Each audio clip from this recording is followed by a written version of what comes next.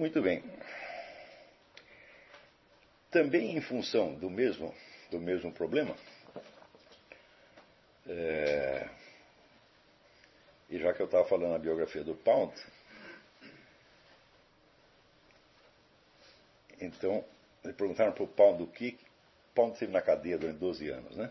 Sem nenhuma acusação formal, sem nenhum processo, até hoje não se sabe exatamente o que ele estava fazendo lá.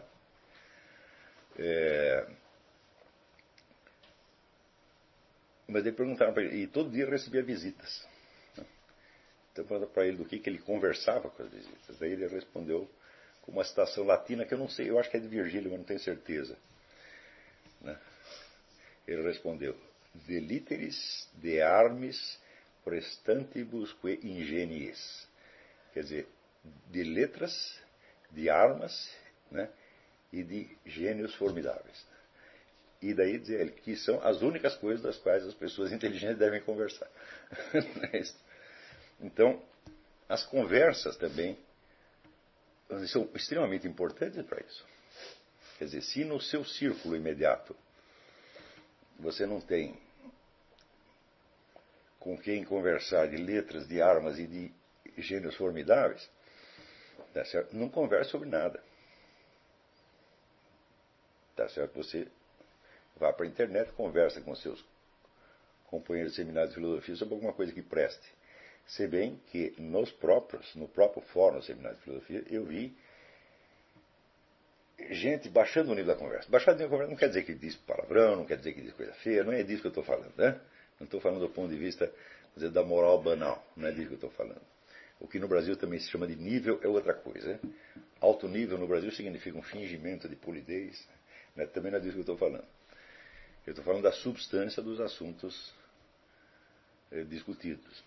Né? Quer dizer, o indivíduo que entra no fórum do seminário para ver com o small talk, pelo amor de Deus, o que é isso? Né? Small talk você pode ter com o homem do posto de gasolina, né? Com a sua empregada, e assim por diante. Mas eu vou dizer uma coisa muito séria para vocês, mas muito séria, muito séria. Small talk é proibido. Uma pessoa de estudo, um homem de estudo, nunca tem small talk. Nunca. Então, o que quer que diga, mesmo que pareça small talk, tem que estar carregado uma segunda, uma terceira camada de sentido e tem que ser algo que está enriquecendo realmente a convivência. Tá certo? Então, infelizmente no Brasil, há muito tempo não se tem esse tipo de diálogo.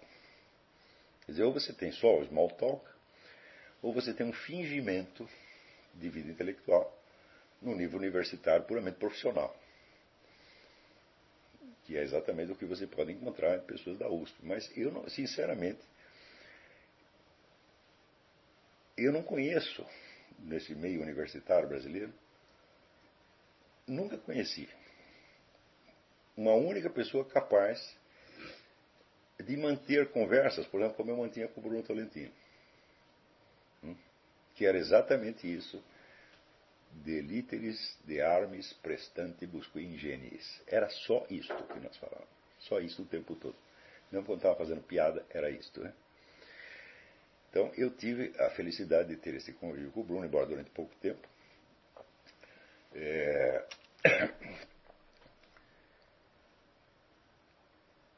E poder saber, então, o que é uma conversa verdadeiramente civilizada entre pessoas de estudo.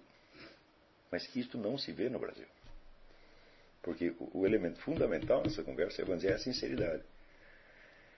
É que ela seja um depoimento efetivo sobre o que ele passa na alma e é necessário que todos os elementos culturalmente assimilados, de literatura, de história, etc., tenham se transformado em vivências interiores. Não pode ser só um negócio de, como é que se diz, de externo.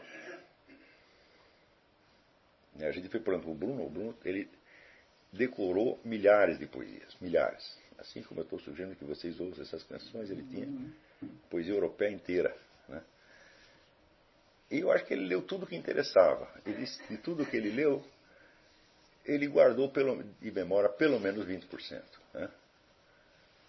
Então, isso se incorporou na alma dele. Né? Então havia aspectos na alma do Bruno, né, que eram, por exemplo, Saint-Jean-Perse, que eram Eugenio Montale, que eram o Ungaretti. Essas eram dimensões internas da alma dele. Certo? Então, mediante esses poemas, ele se dizia, ele se mostrava para mim através dos poemas decorados, quando não dos próprios poemas dele. Tá certo? Então, note que isto é conversa de intelectual. E sem isto, não dá para fazer nada. Você é capaz de imaginar, por exemplo, sei lá, Santo Tomás de Aquino e Santo Alberto Magno conversando de banalidade, de besteira? Ou sentar ali para reclamar da vida? Ah, a gasolina está cara, né? Porque então não tinha gasolina, né? Era qualquer outra coisa. E perdendo tempo com isso? Isso é impossível imaginar. Tá certo? Então, o small talk é uma forma de parasitismo. É uma coisa vampiresca, realmente. Né? E às vezes as pessoas mantêm isso apenas porque elas acham que os outros esperam que elas façam exatamente isso. Eu digo, olha, se você não tem nada valioso para falar, fique quieto, pô. Então, eu acho que é inteiramente normal. Pessoas que são amigas, que gostam muito uma da outra, ficar quietas horas. Até que a Isabela, ela é minha testemunha. Ela ia trabalhar no meu escritório, ficar sentadinha na mesa dela, eu ficar aqui, eu estou ali lendo uma coisa, ela lá. De cada 3 horas saíam umas palavrinhas. Né? Ela nunca ficou brava comigo porque eu não falava nada. Então, isto é normal, quer dizer, esta ansiedade de falar, esse temor do silêncio, isso aí corrompe as pessoas. Não? Às vezes, por exemplo, esses dias teve aqui o padre Paulo Ricardo, ficou vários dias na minha casa. Né? Nós não tivemos um único momento de small talk. Tudo que nós estávamos falando, mesmo que fosse engraçado, mesmo que fosse piada, era mortalmente sério. Porque eram os nossos destinos, o nosso destino eterno que estava sendo discutido ali. Né? O tempo todo. Então,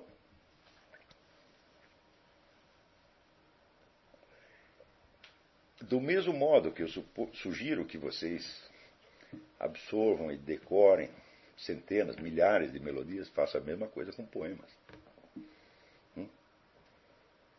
Ou, quer dizer, com qualquer trecho lido que diga alguma coisa à sua alma. Guarde aquilo com uma preciosidade, porque aquilo é a maneira de você se expressar. Às vezes um autor disse com tanto vigor certas coisas que estão muito próximas de nós e que nós não conseguiríamos dizer melhor. Né? Uma vez eu pedi ao Bruno Tolentino uma definição de poesia. E ele disse, poesia é uma maneira memorável de dizer. O que quer dizer memorável? Tome a palavra memorável, não só no sentido de elogio, mas no sentido de ser aquilo que se deve guardar na memória. Então, quer dizer, você ter inúmeros poemas dançando na sua cabeça, criam para você instrumentos de expressão que um dia podem ser enormemente úteis. Não só para, vamos dizer, a resolução de problemas filosóficos, mas para a expressão da sua experiência. O Brasil encaminha-se para um dos piores momentos da sua história. Você sabe o motivo? Homens fracos criam tempos difíceis. Então, se você é homem ou mulher e está assistindo este vídeo até aqui, no primeiro link da descrição, nós temos a solução para a sua vida, nosso país, seus relacionamentos e todas as conquistas que estão por vir na sua vida. Clica no primeiro link e garanta sua força novamente.